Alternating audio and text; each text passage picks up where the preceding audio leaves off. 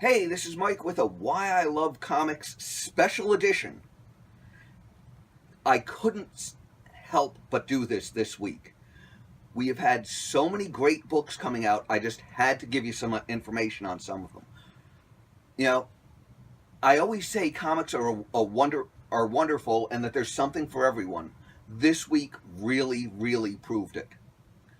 I mean, first off, you've got Royal City by Jeff Lemire. What is this about? A dying city in the Midwest. The industry is dying. It's about a family who doesn't get along coming together for the first time in years in this city, Royal City. It's about their relationships with each other, and they're very dysfunctional. There's the dad who's always lost in his own world, who has a stroke, which causes people to start coming together. There's the mother who wants all her children to be perfect and criticizes anything anyone does. There's the daughter lost in her past. There's the son who's left the city, hoping never to return to while he writes.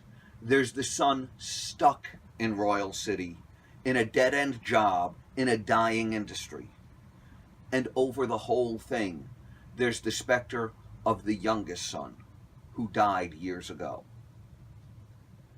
This has drama. This has family tensions. It has passion. It has heart. If you're looking for a comic that's not standard run-of-the-mill, you can't go wrong with Royal City. It's one of the great books that came out this week.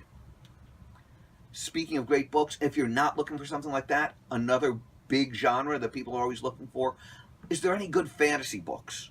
I like D&D or Pathfinder. Rat Queens returns with 2 covers. I don't know, which is better, the team or their logo? Rat Queens is about a group of adventurers, all female, going out, fighting monsters, coming together as people. It's D&D, it's humor, it's high fantasy. It's great.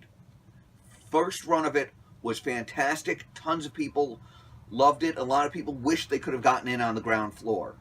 It's not often you get a second chance. Here it is. And if you prefer superhero stuff, I mean, a lot of people do. That's why Marvel and DC are so popular right now.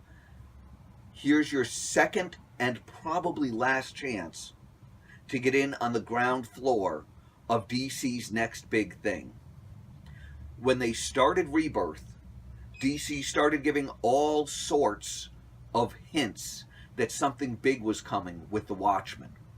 Batman found a smiley button in the Batcave, embedded in the wall.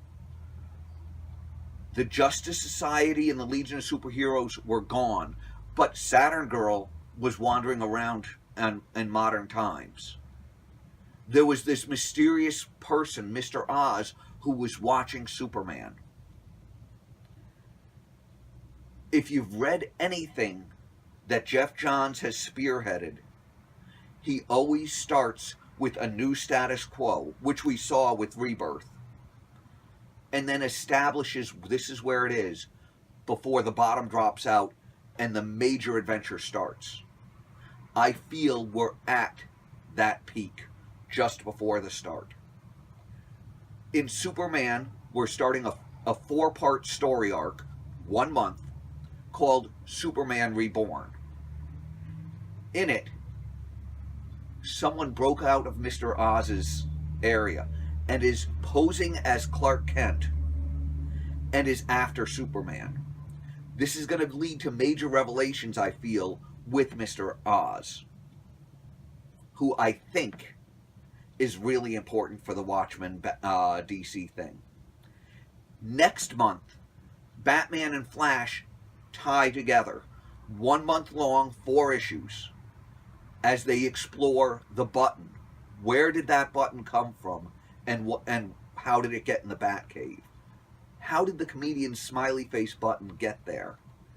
I think this is going to have really major repercussions, especially when it also heralds the return of the Justice Society of America, as Jay Garrick makes his first appearance in the new DC universe since Reborn.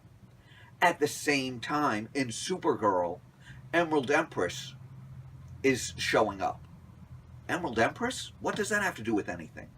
Well, in Justice League of America versus Suicide Squad, they revealed that she was here looking for Saturn Girl from the Legion of Superheroes.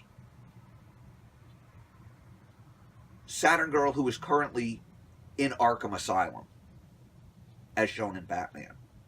So what do you have? You have Mr. Oz coming to the forefront with people he's been collecting, one of whom gets free to bedevil Superman. You've got Batman and Flash teaming up, searching for the history of the button. You've got the return of the JSA, the time-lost heroes from the past, and links to the Legion of Superheroes with a time-lost hero from the future. All happening at once. At the same time, DC just announced, rather quietly, that their big Batman event for the summer, Batman Metal, which was going to be Batman dealing with Hawkman's Nth Metal, with the return of the superstar team of Scott Snyder and Greg Capullo, has been delayed because they have other plans. I'm not always right, and I'll be the first to admit it, but I've read more comics than you have, and I will tell you, I'm staking my word on it. This is the start of a really big event at DC, and I don't want you to say, I didn't know about it afterwards. So here's your warning. It's gonna be big, it's gonna be fun. If you want it, get in now. I love comics. This summer is gonna show you why. Thanks.